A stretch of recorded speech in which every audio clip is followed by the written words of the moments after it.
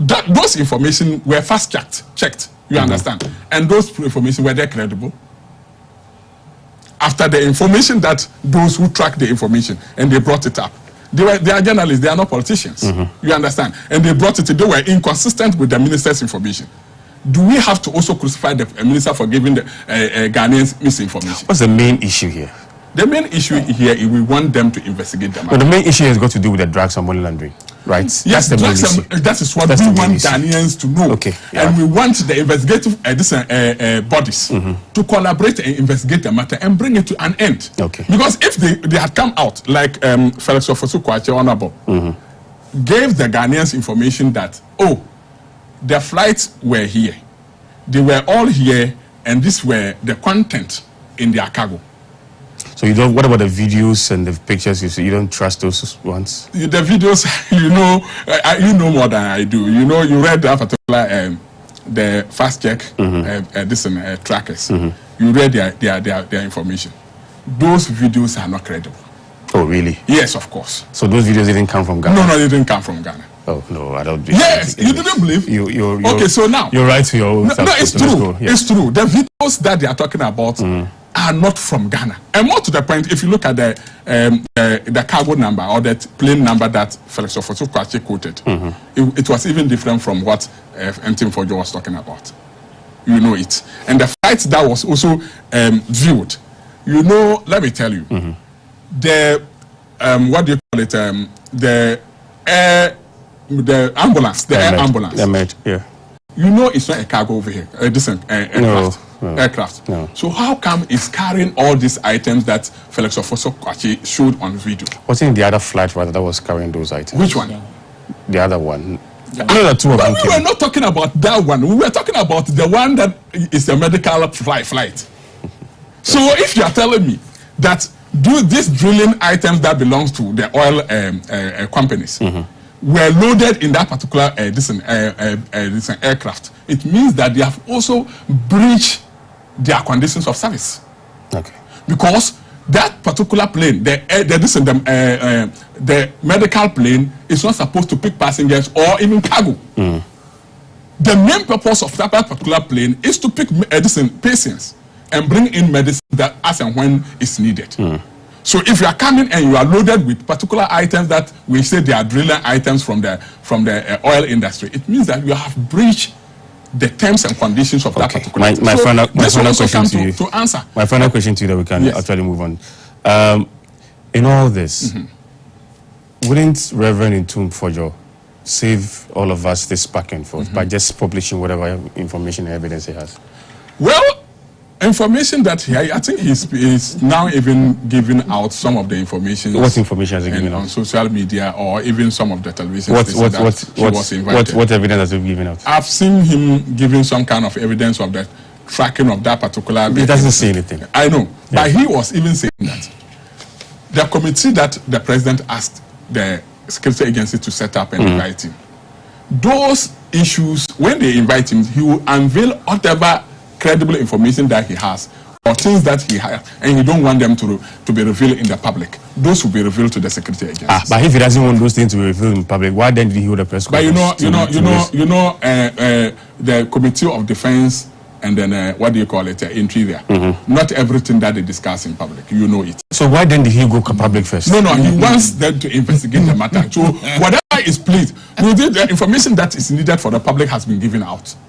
But those that is needed for the security agencies to do the investigation are within. So when he's invited, he will unveil them to the security agencies to do their job. But let me tell my brother that he was not doing the press conference on behalf of the Defense Committee. The press conference was on behalf of the minority. And we have emphasized that long ago that press conference is for the minority and not Ntim Fordjour. Ntim Fordjour led the press conference, but the press conference is for minority and not for the Defense Committee. He has never said anywhere that the committee or the press conference that he held was for the Defense Committee. No, he has never said that. But investigation, as you said, he's a member of parliament, whether he's entitled to immunity or not. You understand?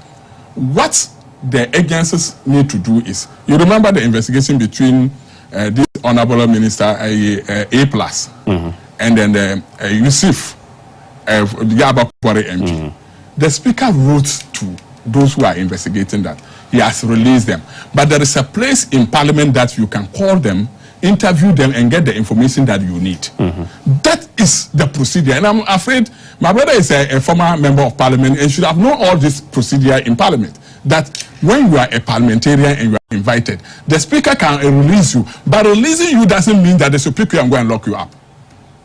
There is a process that you need to, the security agencies need to go through, and that is to invite the person. There is a room, speakers, a chamber. You go there, there is a room there, they will sit there, and then whatever questions they want to ask the minority, this is the honorable member, then the minority member will also give out the information that he has in his hands and give it to them to go and continue the investigation. That is the process of investigating somebody who is a member of parliament. Okay. But you don't go and then he even excused himself. He said he would not agree to the Rambo style of arrest on the member of parliament if only Speaker of Parliament has not granted that particular immunity or they say, give them that right to go and do so. So I gave him credit for that. But the needful should be done. That's the information that they need to investigate the matter. Okay, all right. Unless you have nothing more to add, let's move on to our next item. Honorable Ashram. When I give you Sim, I also give you 2 minutes. So quickly, just 2 minutes, you have it. You see, I would like my brother to know that a ranking member of Committee of Interior and Defense cannot be a whistleblower. You should know that. Why can't he be a whistleblower? Because you have every power. He has the power to invite anybody. You get me right? You are a ranking member. That is the position. If you don't understand his position, I am telling you his position. You get me right? You are holding a gun. And you are standing outside against him that bring a gun. Meanwhile, you have that power. How can a ranking member be a whistleblower again? To who? To who? That is what I'm saying, that these people are just following him because of politics. I mean, this time around, he can invite whoever he wants to invite to parliament, right? As a ranking member, good. Yes. So as a whistleblower, you can't invite somebody to parliament. You actually get the information out, and then the security agencies will work on that. The proper information, then you work with it. That is why you are a ranking member. We are not talking just about an MP here. He's not a backbencher. So he should educate his people before they come to the media. The position he's occupying is not the one that you run to the media. You must do proper things. You didn't do that. Now, if MPP people are saying today that an ambulance plane came here, the chartered plane Anado came to put here, and were flying up and down. Did you people see it? No, sir. What the reason? Let's have him finish. What is the reason that we have our plane and you put a chartered plane here, flying anywhere you like? Did you know what you people have been putting inside? Don't bastardize everybody just because you want to win a political point. Look, Swissport people came to say that there is nothing. The people who are to manage or have the security intelligence on it, they say there is nothing. Now you are still saying there is something. Go and prove. You say you cannot do that because you are not doing this on your personal behalf, but you are doing it on the committee. So, my brother, to jump again, it is not yesterday that Ntim just said that he was doing what he did it on behalf of the committee. Minority. No. Even minority or committee, it is not yesterday. Was it yesterday? That means somebody have invited him. And he said they should, if they want him, they should pass it through speaker. That was why it was not yesterday. So you should not jump the gun. You are mixing things up. Let us follow them step by step. Your 2 minutes. That is what I would like to say. And then the 350 and 150 million cocaine bust. Who busted it?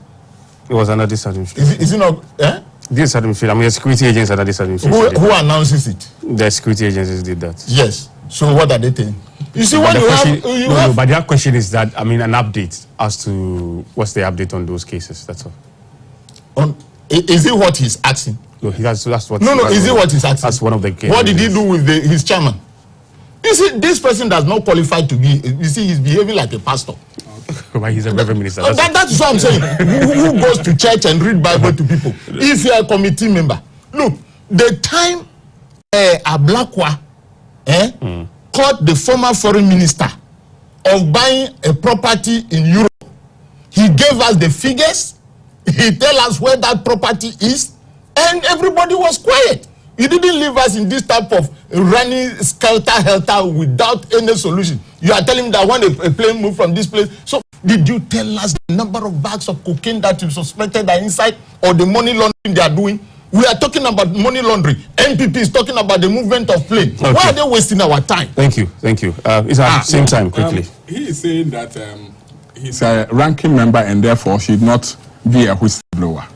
I'm trying to draw my brother's attention to Okudzeto Ablakwa, who was a ranking member for foreign affairs under the NPP administration. Did he bother to send his information to the committee when he was talking about President Nana Akufo-Addo's travel? Did he bother to tell the committee whatever information he was having in his hand? Did he give it to the committee before coming out to tell Ghanaians? On the other hand, Sam George is a member of parliament.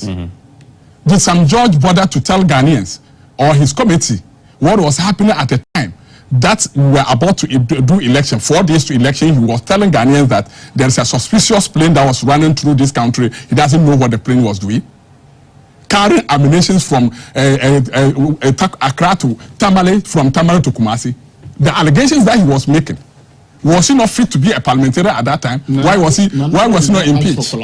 No, I'm asking. You have given that information. I'm also talking about the information that he gave out in 2024. Yes, sir. You understand the information that he gave out in 2024? He gave those information out without bothering anything, and he wasn't invited to. Was he not a parliamentarian at that time?